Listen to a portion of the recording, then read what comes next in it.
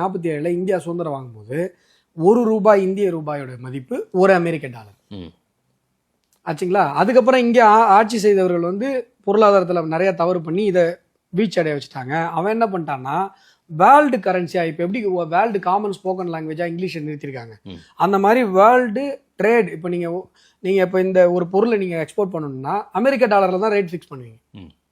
நீங்கள் எந்த நாட்டுக்கு அனுப்புறதா இருந்தாலும் அவன் அதோட அவன் காயினை வச்சு கம்பேர் பண்ணி பார்த்து உங்கள்கிட்ட வாங்குவான். இதை அவன் சாதிச்சு காட்டிட்டான். முக்கியமாக எப்படி பண்ணான்னா கச்சா எண்ணெய் அரபு நாடுகள் தான் விளையும், எந்தெந்த நாடும் வந்து வாங்கும்.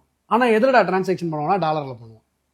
இதை பண்ணிட்டான். நம்ம இந்திய ரூபாய் மதிப்பில் பண்ணோம். இப்போ என்னன்னா உலக அளவில் இப்போ என்ன ஆகும், வேர்ல்டு டிரான்சாக்ஷன்ஸ் எல்லாமே அமெரிக்கன் டாலர் தான் நடக்குதுன்னா அமெரிக்க டாலருடைய டிமாண்டு உலக அளவில் இருந்துகிட்டே இருக்கும். அப்போ அவன் என்ன பண்ணுவான், காது குத்து பத்திரிகை அடிக்கிற மாதிரி அடிச்சு தள்ளிக்கிட்டே இருப்பான். இதுதான் அமெரிக்காவினுடைய பொருளாதாரத்தினுடைய ஸ்தரத்தன்மைக்கு காரணம். டாலர் விழுந்ததுன்னா அமெரிக்கா விழுந்துடும்.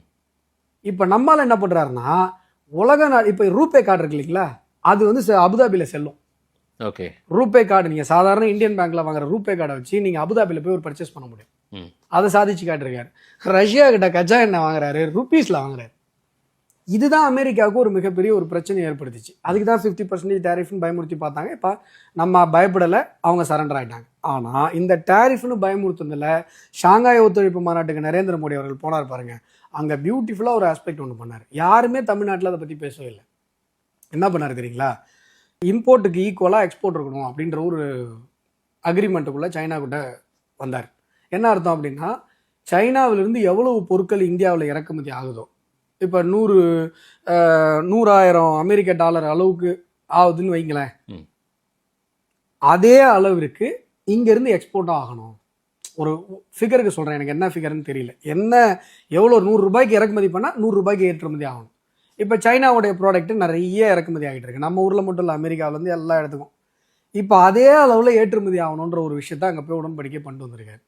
இது சாத்தியம் அடைஞ்சதுன்னா இப்போ 50% டேரிஃப்னால நமக்கு என்ன ஒரு நஷ்டம் நம்ம கணக்கு பண்ணுறோமோ அதை விட சைனாவோட இந்த பண்ணியிருக்க இந்த உடன்படிக்கையில் 200 மடங்கு லாபம். அவ்வளோ பெரிய வேலையை சர்வசாதாரணமாக போய் பட்டு வந்துட்டார். இந்த 50% டேரிஃபில் நமக்கு நஷ்டம் இல்லை, மிகப்பெரிய லாபம். இதுதான் நரேந்திர மோடி. ஓகே.